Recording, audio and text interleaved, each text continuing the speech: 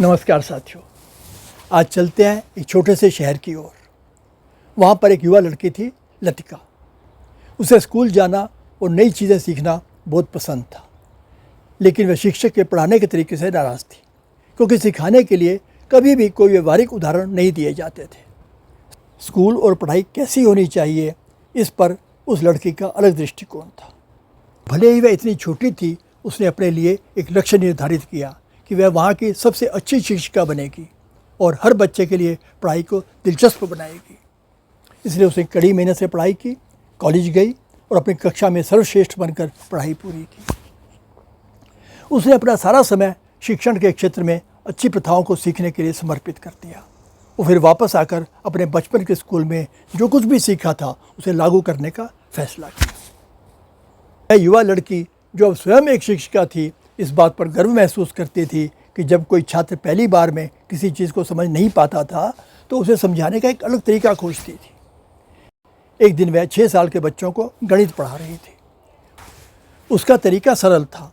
वह प्रत्येक बच्चे से पूछती थी कि उसका पसंदीदा फल कौन सा है और फिर वह उनसे उस फल की एक निश्चित मात्रा जोड़ने के लिए कहती थी। अब बारी आई तरुण की। टीचर ने उससे पूछा, अगर मैं तुम्हें एक संतरा और दूसरा संतरा और एक और संतरा दूं तो आपके बैग में कितने संतरे होंगे? तरुण ने आत्मविश्वास से उत्तर दिया, 4। तरुण को 4 कहते हुए सुनकर अध्यापिका को आश्चर्य हुआ, क्योंकि वह उससे 3 कहने की अपेक्षा कर रही थी। उसने फिर कोशिश की, लेकिन इस बार उसने अपनी उंगलियों को गिनकर तरुण की मदद की। तो शिक्षक ने प्रश्न दोहराया, ध्यान से सुनो और देखो कि कितनी उंगलियां ऊपर उठती हैं। अगर मैं तुम्हें एक संतरा और दूसरा संतरा और एक और संतरा अपने बैग में रखने के लिए दूं तो आपके पास कितने संतरे होंगे? तरुण ने उसके 3 उंगलियों को देखा, अपने बैग को देखा और फिर झिझकते हुए उत्तर दिया, 4। शिक्षिका को याद आया कि तरुण को अमरूद भी बहुत पसंद है, इसलिए उसने उन्हें गिनने की कोशिश की। इस बार उत्साह और चमकती आंखों के साथ शिक्षिका ने पूछा, तरुण, अगर मैं तुम्हें एक अमरूद और एक अमरूद और एक और अमरूद दूं रखने के लिए तुम्हारे बैग में तो कितने अमरूद होंगे? तरुण ने ध्यान से गिना और एक मुस्कान के साथ उत्तर दिया, 3।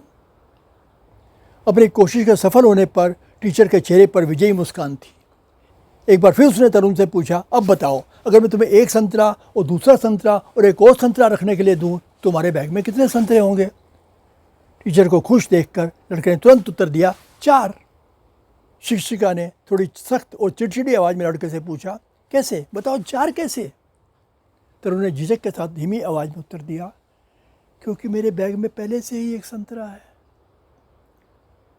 और दोस्तों, यही वह दिन था जब शिक्षक ने एक और मूल्यवान सबक सीखा।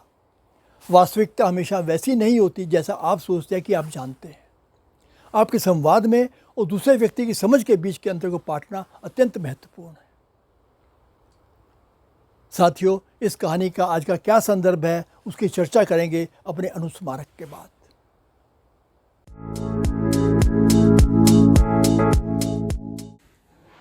इस वीडियो को देखने के बाद आपको जाना होगा अपने नियमित टेम्पलेट पर।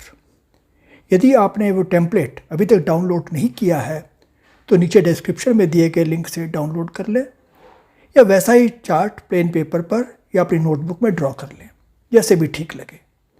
पर आपकी यही यात्रा शुभ और सफल हो, इसके लिए यह एक आवश्यक कदम है। तो इस वीडियो को देखने के बाद आप करेंगे कुछ आत्मचिंतन, सेल्फ रिफ्लेक्शन, और आज की टिप पर आपकी अपनी क्या सोच है, आपकी क्या राय है, वो इस चार्ट में लिखना है, ताकि आप आगे का प्लान बना सकें। प्लान में आपने टिप से आगे बढ़ते हुए उसे अपने एक्शन स्टेप्स में कन्वर्ट करना है।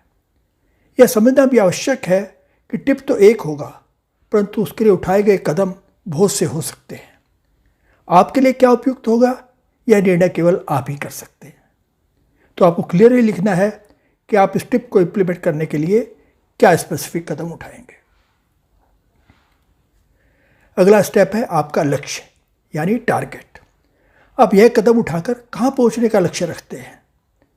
कहने की आवश्यकता नहीं है कि यह माइलस्टोन बहुत क्लियर और स्पेसिफिक होना चाहिए।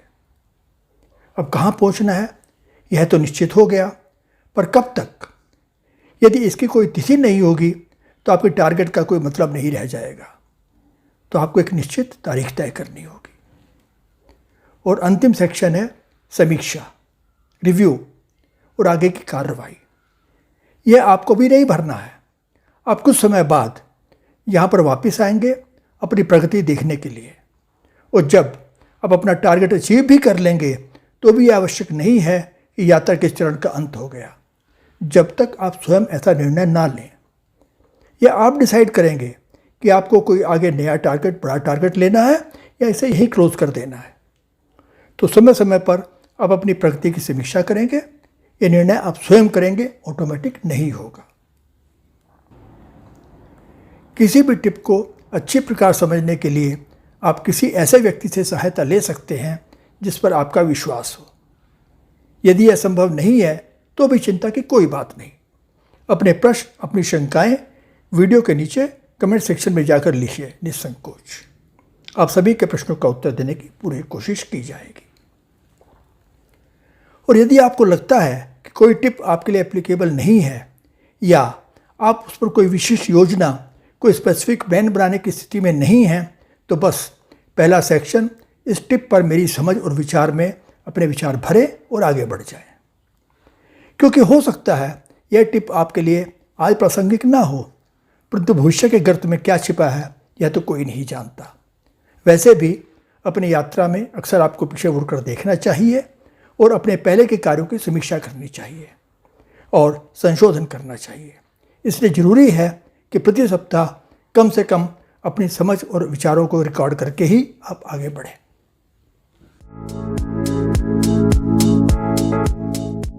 साथियों, आपकी बात कितनी भी सही हो, आपका ज्ञान कितना भी विशाल हो, यदि आप अपनी बात ठीक तरह से सामने वाले तक पहुंचा नहीं सकते तो सब बेकार है।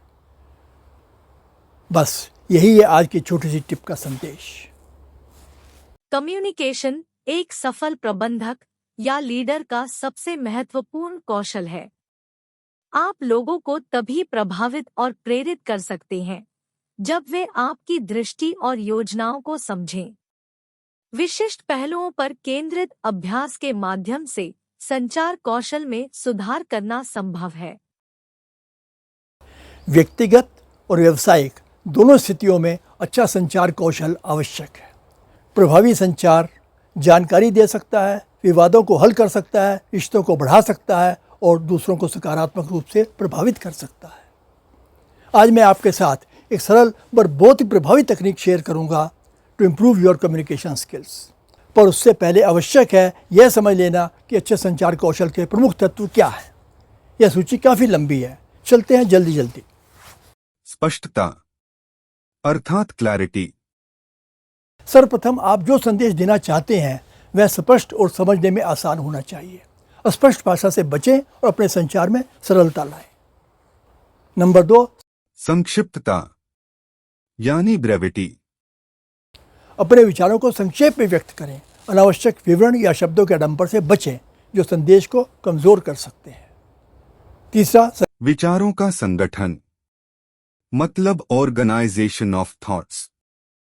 अपने विचारों को तार्किक और व्यवस्थित तरीके से प्रस्तुत करें ताकि आपके श्रोता वही समझें जो आप कहना चाह रहे हैं।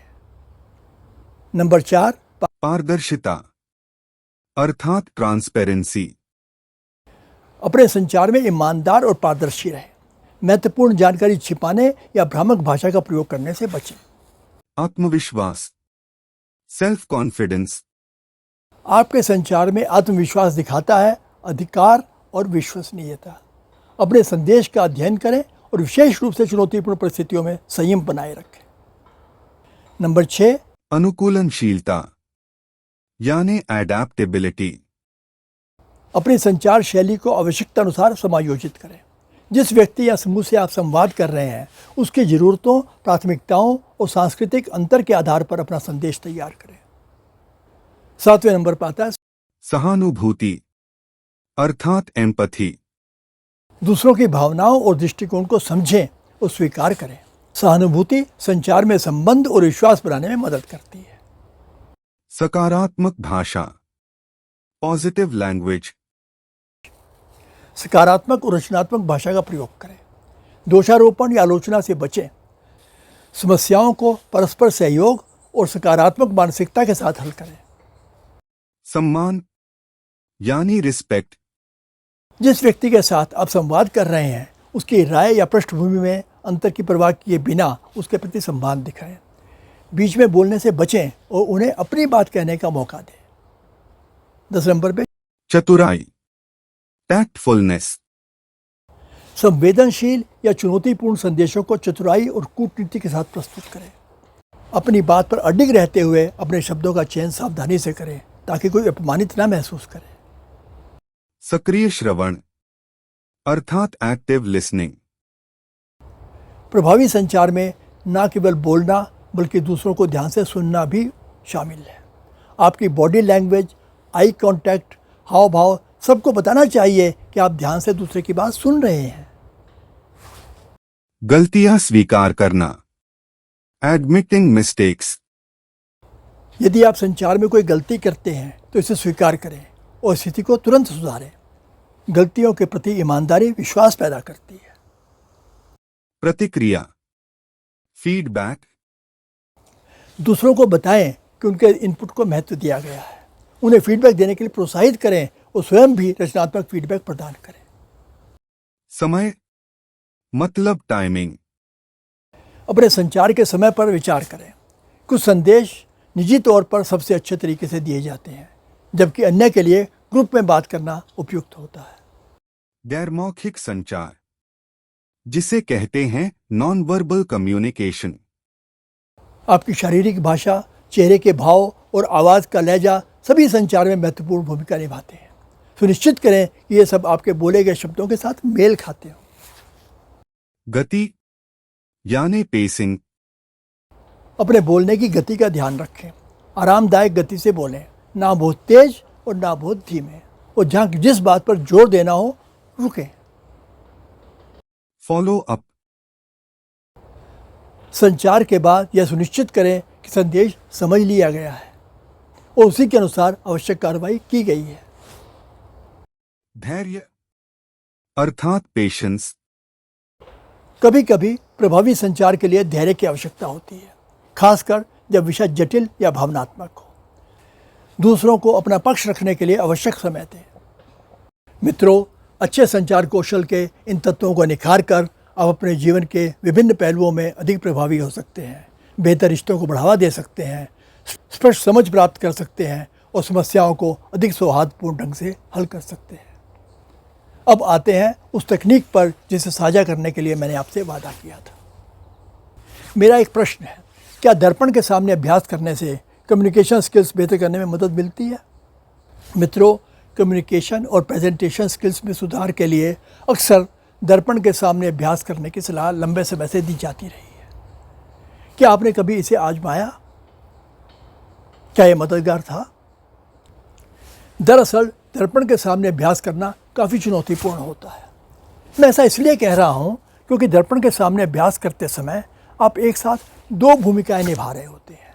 निस्संदेह एक भूमिका उस व्यक्ति की है जो सुधार करना चाहता है, आप, और दूसरा रोल होता है एक मूल्यांकनकर्ता का, इवेल्युएटर का, जो कि एक आलोचनात्मक दृष्टि से देखता है कि क्या कमियां हैं, कहाँ कहाँ सुधार किया जा सकता है। और यह समझना अति आवश्यक है कि दोनों भूमिकाएं पूरी तरह से अलग अलग हैं। हो सकता है दर्पण के आविष्कार के बाद से लेकर कुछ साल पहले तक ये ठीक ही रहा हो, लेकिन आज आपके पास एक बेहतर विकल्प उपलब्ध है जिसकी सलाह मैं अक्सर अपने कोचिंग या फीडबैक सेशंस पे देता रहता हूँ। अब आपके साथ भी शेयर करना चाहूँगा। इन दिनों स्मार्टफोन बहुत आम हो गए हैं और इस प्रभावी अभ्यास के लिए आपको यही एकमात्र चीज़ चाहिए और अभी से ही आप ये अभ्यास शुरू कर सकते हैं। हाँ, आपने सही अनुमान लगाया। यहाँ आपकी दोहरी भूमिका विभाजित हो गई है। अपने आप को पूरी तरह से कलाकार की भूमिका में रखकर शुरुआत करें और अपने स्मार्टफोन के सामने वही संवाद करें जो आप दर्पण के सामने करते हैं। बेशक इसके अतिरिक्त आपको इसकी वीडियो रिकॉर्डिंग भी करनी है। ऐसा करने के बाद इस भूमिका से बाहर आएं और एक निष्पक्ष व्यक्ति के रूप में इस वीडियो को देखकर इसका मूल्यांकन करें। इसके लिए वीडियो को जितनी बार चाहें उतनी बार चलाएं। उन सुधारों और परिवर्तनों के लिए नोट्स बनाएं जो आप इस व्यक्ति से करवाना चाहते हैं। वो आप ही है ना। फिर वैसा ही अभ्यास करें और अभ्यास करने के बाद जब आपको ठीक समझे 1 या 2 सप्ताह के बाद फिर से रिकॉर्डिंग करें। जब आप अभ्यास, रिकॉर्डिंग और मूल्यांकन का ये चक्र बार बार दोहराते हैं तो आपको ऐसे परिणाम मिलेंगे जो स्पष्ट रूप से दिखाई देंगे और आपकी सोच या आशा से बहुत आगे निकल जाएंगे। जब आप प्रारंभिक रिकॉर्डिंग की तुलना कुछ पुनरावृत्तियों के बाद की रिकॉर्डिंग से करेंगे तो आप परिणाम देखकर आश्चर्यचकित रह जाएंगे। यदि आपको जरा सा भी संदेह हो कि आप क्या कर सकते हैं तो ब्रायन ट्रेसी का ये संदेश है आपके लिए। संचार एक कौशल है जिसे आप सीख सकते हैं। यह साइकिल चलाने या टाइपिंग करने जैसा है। यदि आप इस पर काम करने के इच्छुक हैं तो आप अपने जीवन के हर हिस्से की गुणवत्ता में तेज़ी से सुधार कर सकते हैं। हर हिस्से की गुणवत्ता में तेज़ी से सुधार कर सकते हैं। तो दोस्तों, देर मत कीजिए, यही समय है, सही समय है, चले शिखर की ओर। आपसे अनुरोध है कि इस वीडियो को लाइक करें, अधिक से अधिक शेयर करें और चैनल को सब्सक्राइब अवश्य करें। तब अगले शनिवार तक के लिए नमस्कार।